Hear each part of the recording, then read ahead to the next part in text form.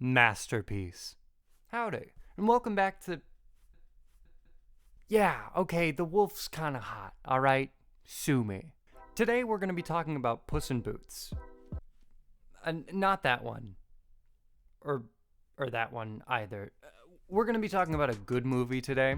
Move aside Last Wish. We're only talking about the real Puss in Boots masterpiece.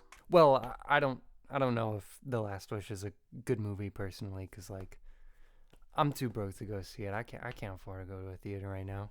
But whatever. There's only one Puss in Boots movie that matters. Today, we're gonna be taking a look at the true story of Puss in Boots. Before we dive in, let's talk a bit about this perfect piece of utter perfection. It was released in 2009, 2 years before the DreamWorks one. There were 7 companies who worked on this film, which astounds me because not a single ounce of quality made it into this film. Sorry, a perfect movie. This movie is very close in comparison to Puss in Boots, the DreamWorks movie, when it comes to its source material. But from what I know about the original tale, Puss in Boots isn't even that good of a story. There aren't really any good messages, no villain to root against other than the ogre who just kind of minds his own business, and there's no payoff at the end. This is mainly a French-made film, so I feel like talking about people who I've never seen work on things I know is a bit redundant. So let's begin. This incredible achievement of cinema begins with a kazoo cover of Fur Elise, as we get a look at the setting. In the castle, we meet this... No thank you, no, I'm gonna pass on this one. And this drunk queen with her jester, who kinda looks like that one guy from Persona 4. The Chamberlain is worried that the princess may never find a husband because she's looking for one that can dance. This is where we learn that the Chamberlain has a thing for the princess, but like, where were you expecting to get with those hair horns and the soul patch? That's a fucking combo. Also, say goodbye to the plotline where the princess wants a husband that can dance. That's only mentioned once, and it's coming up here pretty soon. We then meet the princess, and that's where our first musical number kicks in. It's really good. The movement here is just mwah, awful. Well, at least that creep from before isn't here and dancing, and oh god, never mind. In a massive shift of tone, we cut over to another main location, the windmill, as a dying old man talks to his sons one last time. Yo, is this a 2014 drama starring J.K. Simmons? Because god damn the whiplash. The man gives the mill to his oldest sons and leaves his youngest, Peter, his cat. Damn, tough luck. Just a regular ass cat. If only it was able to walk on 2 legs, talk, and be the most annoying character in this movie. But that would never happen. The old man dies, but he gives one last task to Peter. He's gotta make that cat some fucking boots. Oh my god! The cat can walk on 2 legs, talk, and is the most annoying character in this movie?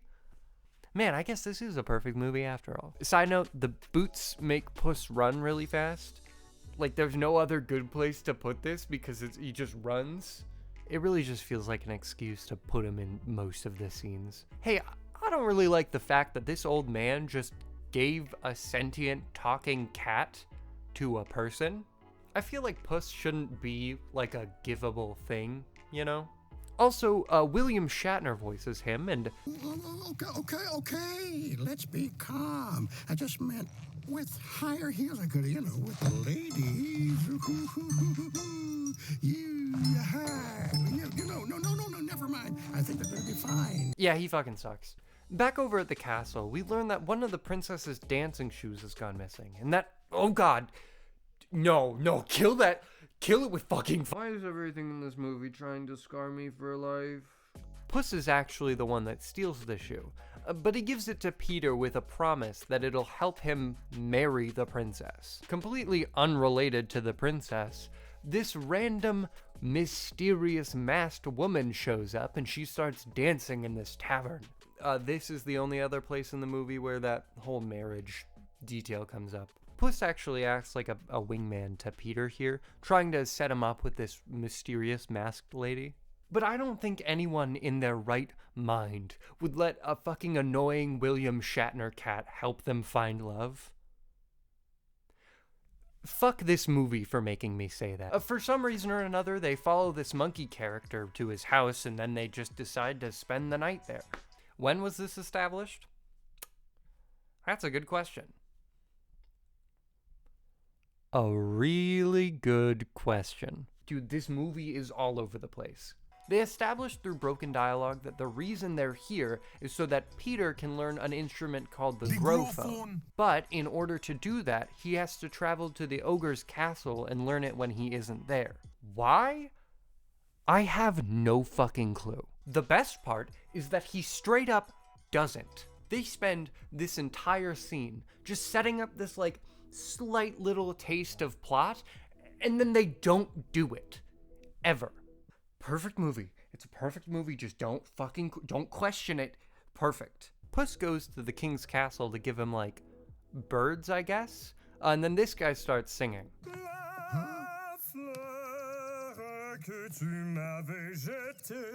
He speaks to the queen and sets up a little date with the princess at a royal ball.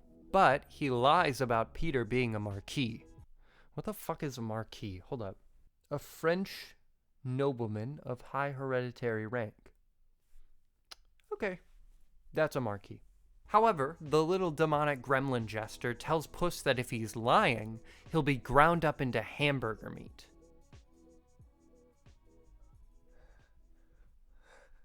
What the fuck is this movie? The Chamberlain is upset by this and tells his henchmen to give Peter a magic gumball to turn him into a toad. Okay, hey, we have a villain with a plot and plan. That's something, right? Wrong. It doesn't come up again. The henchman with his gumball? Not a fucking thing. Not a fucking thing. Doesn't happen. I cannot take this movie. Puss hears this and finds the Chamberlain's magic gumball machine. He even makes some gumballs of his own.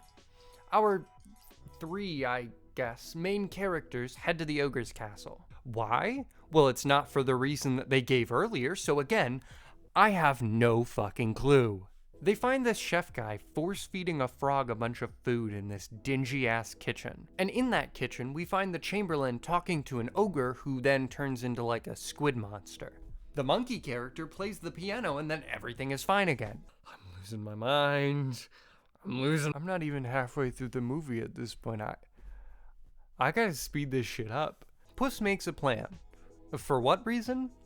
Say it with me. I have no fucking clue. He stops the queen on her morning ride and gets her to notice Peter, who she thinks is a marquis, naked in the river. It actually does lead to something though, as she invites him to come over to her castle. They all meet up in the throne room and Peter returns the shoe to the princess. But the Chamberlain accuses them of lying. That's it. Nothing else happens from that. Fucking Christ. Oh, also, there's a subplot where the ogre from earlier wants to be a swan. No fucking clue. The princess uses a magic looking glass to see that Peter isn't actually a marquis, which she already knows because she was in the tavern earlier with Peter, who was dressed up like a normal-ass farm boy. Peter's brothers are at the ball, and they end up ratting him out to the Chamberlain. But he doesn't use that confession until the end of the movie. It could have all been over if he would have just taken them to the queen. Could have been over so much sooner. The queen tells Peter that she wants to see the castle that Puss promised that he had. This, of course, makes him very anxious. But don't worry, Puss has a plan. I don't know if we're gonna take much more of these. I don't want to... Speaking of Puss, he introduces himself to the ogre that lives in the castle that Peter and the royal family are traveling to right now. One sec. There's a really long, like, introductory shot of the room here. Just...